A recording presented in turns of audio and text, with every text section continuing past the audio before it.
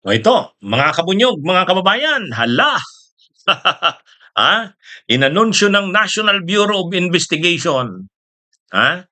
Iimbestigahan na ang posibleng anomalya sa 2019 Southeast Asian Games. Ano ito, mga kabunyog? Matindi ito, Ay, paano na yan? Hmm? Ah, ano ito? Tatamaan dito. Posibleng tamaan dito si Alan Peter Cayetano. Bakit? Ay ang 2019 Southeast Asian Games, panahon niya ni Duterte, siya ang ginawa ni Duterte na ano diyan, pinaka-head niyan. Mga kabunyog, si Cayetano, siya ang ginawa ni Duterte na pinaka-head ng Southeast Asian Games na 'yan. 2019 'yan, ginawa sa Pampanga, sa New Clark City.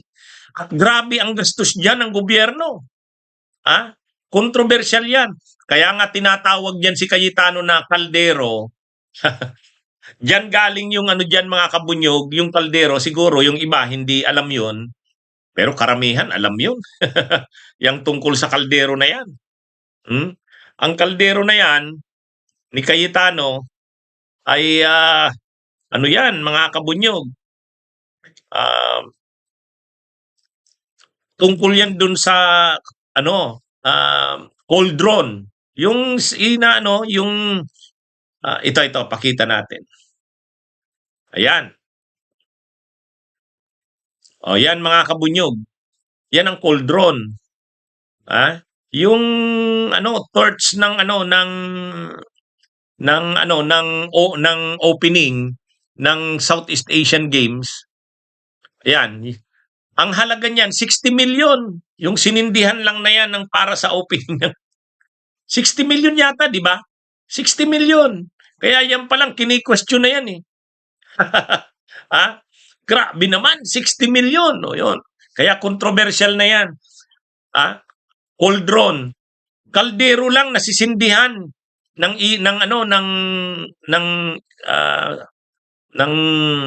fire, ng apoy para sa opening ng Southeast Asian Games. Ang halaga, kung hindi ako nagkakamali, 60 million yan, di ba?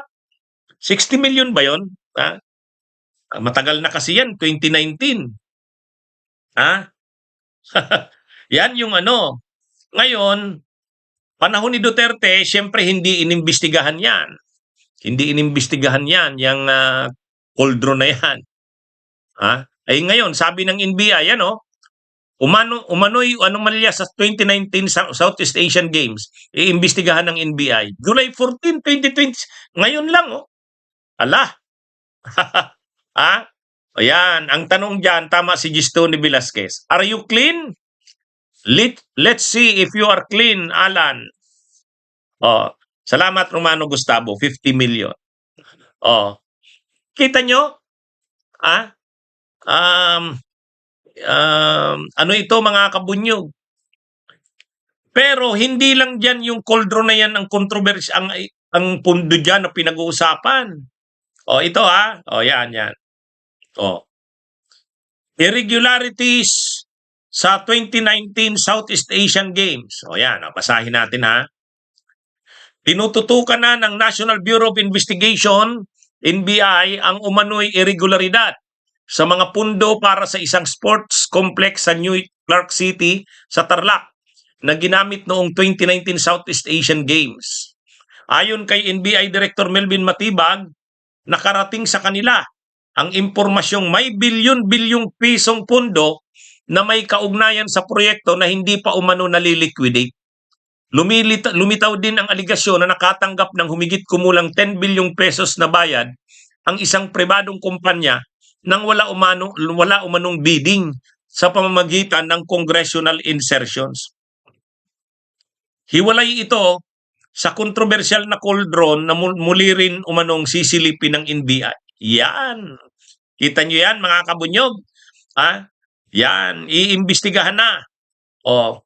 Yung ano kasi yan natapos yung Southeast Asian Games na yan.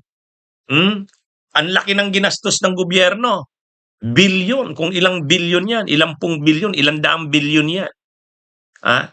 Kaya lang, siyempre panahon ni Duterte yan, 2019. Ngayon, ang pinagkatiwalaan dyan ni Duterte na manguna dyan, siya yung ginawang head niyan, ay si Cayetano. Kaya nga yung kinakantsawan na, kaya ang kantsaw dyan kay Cayetano ay kaldero. Kasi nga yung cauldron, yung sinindihan, yung ng apoy na formal na nagbukas ng Southeast Asian Games. Siya ang ginawa ni Duterte noon na chief o hepe, pinuno ng Southeast Asian Games Organizing Committee. Ay siyempre bilang ikaw yung hepe noon, grabing pondo ang hawak ni Cayetano noon. Grabing pondo. Ay lumalabas pala ngayon, hindi pa pala naliliquidate ang malaking bahagi ng pondo. Hindi pa pala naliliquidate, mga kabunyog. Marami daw unliquidated. Ay, patay. At iimbestigahan na ng NBI. Matindi talaga itong si Matibag. Matindi talaga itong si Matibag. Mga kabunyog, malalaman natin dyan. Yung cauldron doon, yung pinakita natin kanina, isa lang yan. Isa lang yan sa maanumalyang bahagi ng Southeast Asian Games. Yan yung naging Imaginein nyo naman, 50 million ang halaga niyan. Yung pinagsindihan lang na yan ng apoy na formally nagbukas ng Southeast Asian Games. Yan, cauldron yan, 50 million. Kaya pag nababanggit si Caldero Cayetano, yan yung pinagmulan yan. Kasi parang kaldero lang yan na sinindihan ng Tapos ang halaga 50 million. At ang may kagagawan niyan ay si Cayetano. Kaya ang tawag sa kanya, Caldero Cayetano. Yan ang problema diyan kay Cayetano eh. Akala mo walang makukuha sa kanyang ito na. Ito na, mga kabunyog, mga kababayan. Iimbestigahan na ng NBI ni Director Matibag. Sasabihan na naman yan si Matibag. Pinipersonal ni Matibag si Cayetano. Ay, hindi yan. Hindi yan sa pinipersonal. Walang politika dyan. Kung wala ka namang ikinakatakot, ay di wala kang problema. Di ba? Hindi. Sa totoo lang, kung wala kang kinakatakot, wala ka namang dapat i-problema. Ang problema, kung talagang may anomalya yan, ay sabi nga doon sa binasa natin kanina, malaki. Kung ilang pung bilyon ang unliquidated, hindi pa daw naliliquidate. Ang ibig sabihin, pinunduhan ng gobyerno ng ilang pung bilyon yan. Yung o ilang daang bilyon, tapos yung ginastos na pera, hindi pa na i-account kung saan napunta. Unliquidated. Sino ang pinaka-hepe niyan ng organizing committee ng Southeast Asian Games na yan noong 2019? Si Alan Caldero Cayetano. Bunyog, bunyog, halikan na kasama ka. Bunyog, kapag buklod ay may pag-asa. Luzon, Visayas, Mindanao, isa ang pananaw. Sa bagong Pilipinas ang bunyog isisigaw. Bunyog, bunyog, bunyog.